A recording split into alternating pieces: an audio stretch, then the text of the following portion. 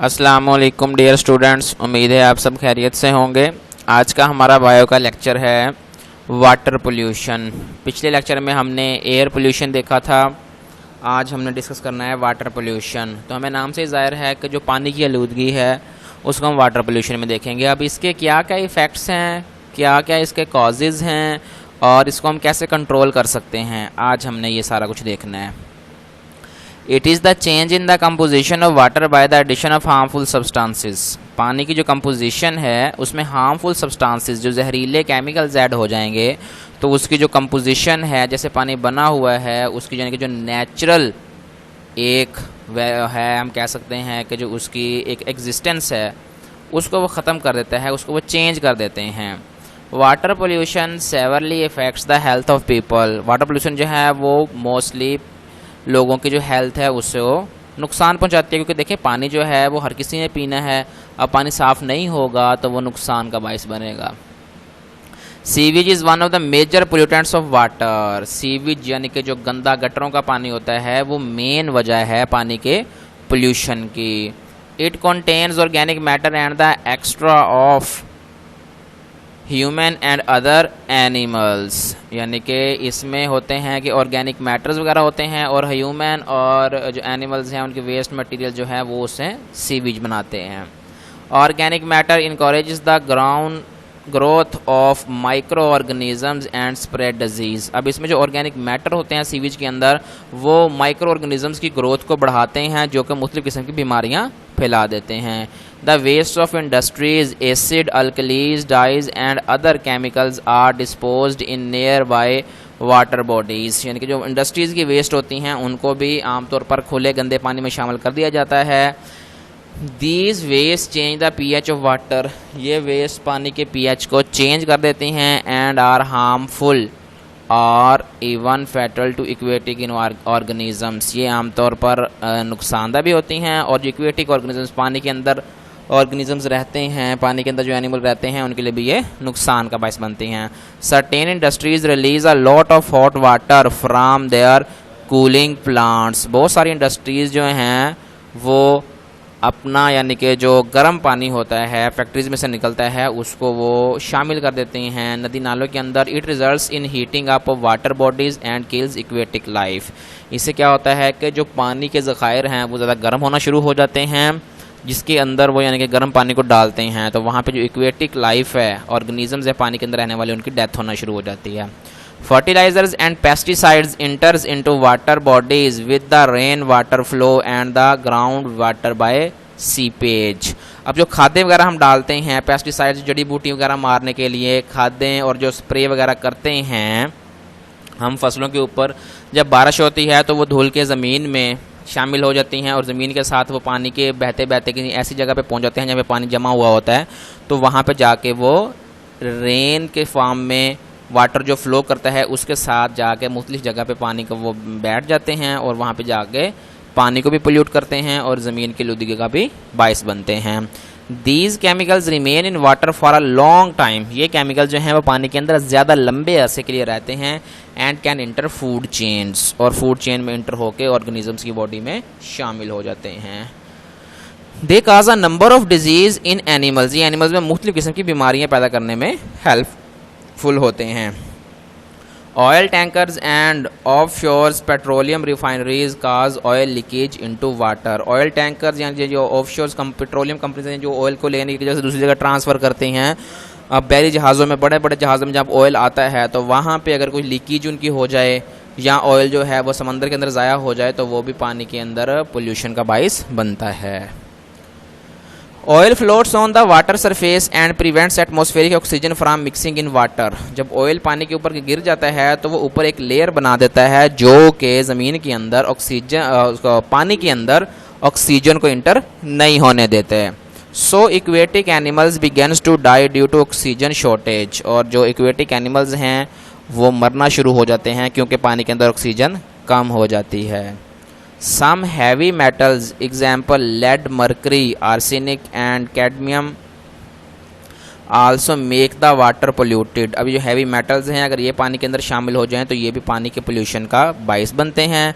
Such metals can be present in the water release from industries and urban areas. आमतौर पर industries में से और शहरी इलाकों में से ये मेटल्स दाखिल हो जाते हैं पानी के अंदर।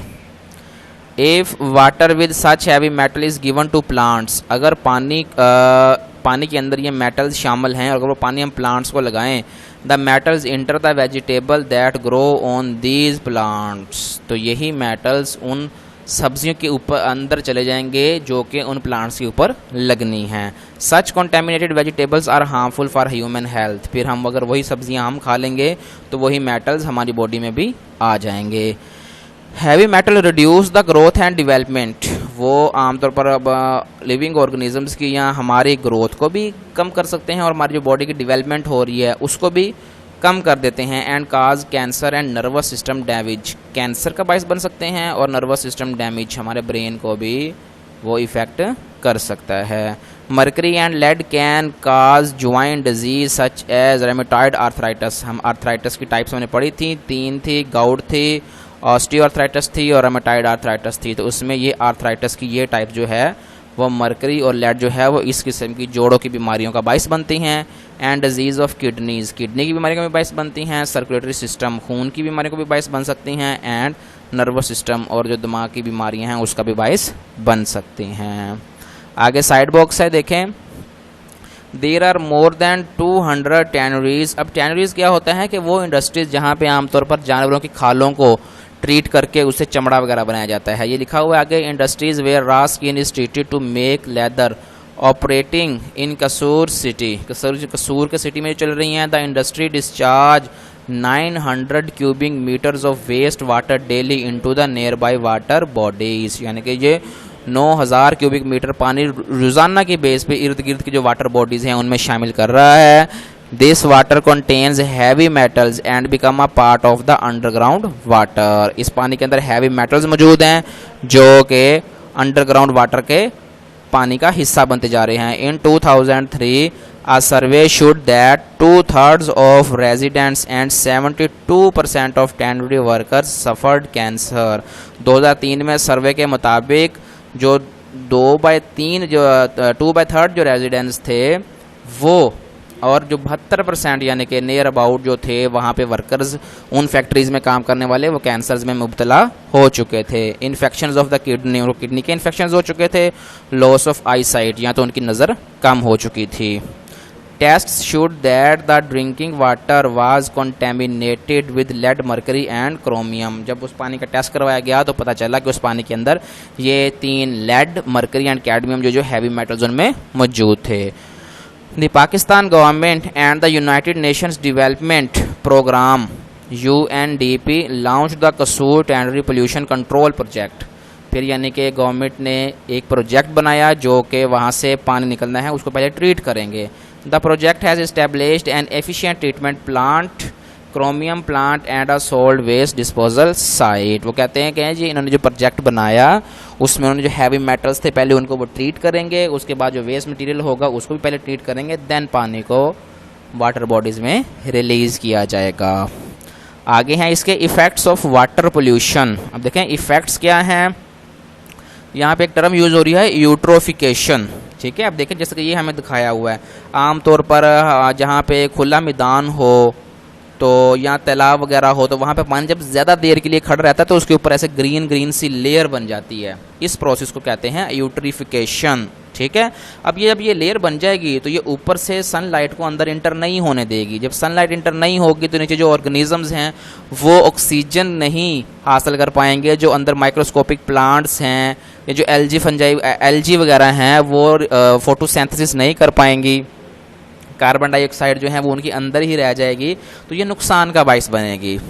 The following are the major effects of water pollution. सबसे पहले देखें यूट्रोफिकेशन, डेफिनेशन आ जाती है। What is eutrophication?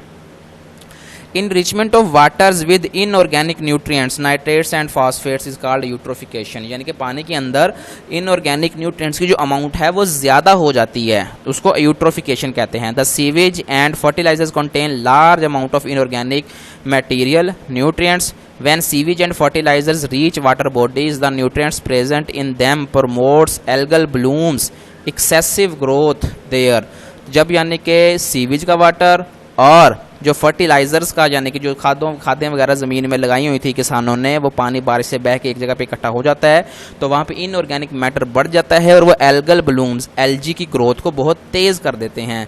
Rich algal growth leads to increase the number of the decomposers. जो रिच एल्गल ब्लूम है वो नंबर्स ऑफ डिकम्पोजर्स को भी ज़्यादा कर देती है। Decomposer use the oxygen present in water and it results in the depletion of oxygen. तो उसमें जो डिकम्पोजर्स हैं वो ऑक्सीजन को यूज़ करते हुए पानी के अंदर से ऑक्सीजन की जो ऑक्सीजन को कम कर देते हैं।